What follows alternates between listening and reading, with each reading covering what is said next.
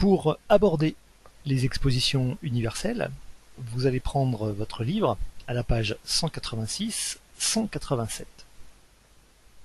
Et puis, avant d'entrer à proprement parler dans cette partie, il faut également se souvenir du chapitre sur l'industrialisation et l'accélération des transformations économiques et sociales. On avait évoqué au cours de ce chapitre les expositions universelles en France, par exemple celle de 1855 et celle de 1867.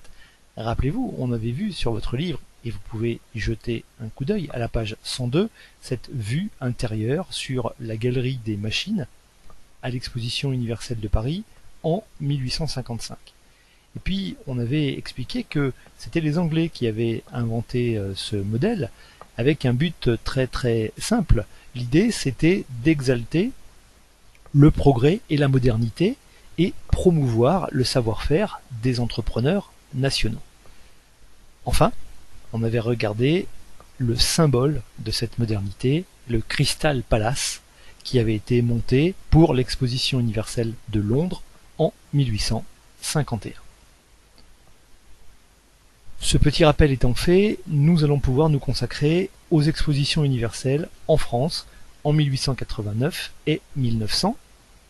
Et évidemment, comme le montre le document 1, c'est pour fêter en grande pompe le centenaire de la Révolution française et pour montrer la maîtrise technologique et industrielle de la France qu'a été construite une tour dans les ateliers de Gustave Eiffel. Cette tour va porter par la suite le nom de son concepteur. Ce sera donc la tour Eiffel qui est installée sur le Champ de Mars à Paris pour l'exposition universelle donc de 1889. C'est à l'époque la plus haute tour du monde. Elle fait 312 mètres de haut et le poids de sa charpente métallique est de 7300 tonnes.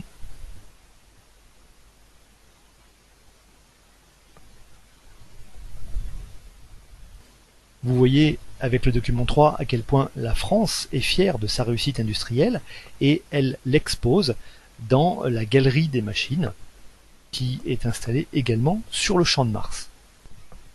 Vous pouvez la situer, c'est le numéro 2 sur la gravure de l'exposition universelle de 1900. Je précise qu'il n'y a pas d'erreur puisque les constructions sont restées en place entre 1889 et 1900, puisqu'après tout, seulement 11 années séparent les deux expositions universelles. Vous pouvez d'ailleurs voir sur le plan qui vous est mis en place à la page 186 que l'exposition universelle de 1889 est à peu près circonscrite sur le périmètre Champ de Mars Trocadéro. Et l'exposition universelle de 1900 est beaucoup plus vaste puisqu'elle reprend le périmètre de l'ancienne exposition de 1889 et puis elle s'étend tout au long de la Seine jusqu'aux Invalides. C'est d'ailleurs pour cette dernière exposition qu'ont été construits le Grand et le Petit Palais, que vous voyez en numéro 5, et le pont Alexandre III, qui montre les relations privilégiées entre la Russie et la France, et qui est organisé comme une perspective supplémentaire en direction de l'Hôtel des Invalides. L'autre innovation dont la ville de Paris est très fière, c'est l'installation du métro, une ligne qui passe notamment sous la rue des Tuileries, sous les Champs-Élysées, et puis qui montre cette capacité donc de la ville de Paris à rayonner, puisque les villes qui sont capables d'avoir des métros à l'époque sont encore peu nombreuses, en raison à la fois de la technologie nécessaire qu'il faut maîtriser, mais aussi du coût. Enfin, symbole de la modernité, les trottoirs roulants. Vous les avez au document 4. Donc pour la première fois, on a des installations qui permettent de tourner autour de l'exposition universelle sans avoir à marcher. Et vous avez deux vitesses Le trottoir de droite, le plus petit, roule à 4 km/h, alors que le trottoir de gauche, sur la photo, celui qui est le plus large, lui, roule à 8,5. Et donc, on peut même prendre un petit train électrique si l'on veut aussi se promener et faire le tour de l'exposition. Au passage, sur cette photo, vous remarquerez aussi la diversité des transports, donc extrêmement moderne, ce train électrique.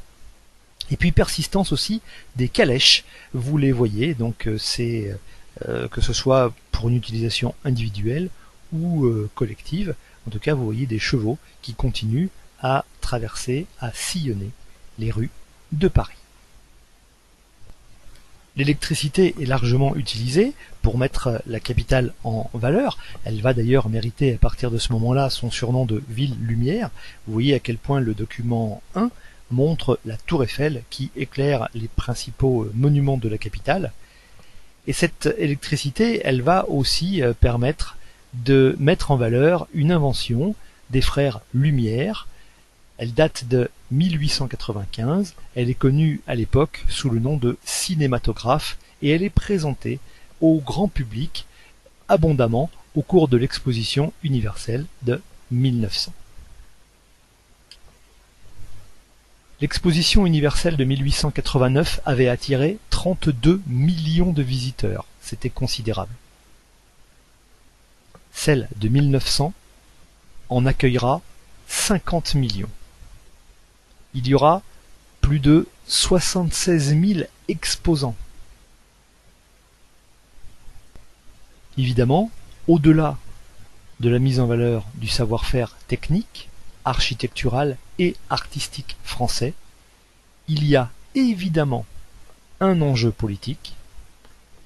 La République française se montre, elle se présente comme un modèle de civilisation pour le monde entier.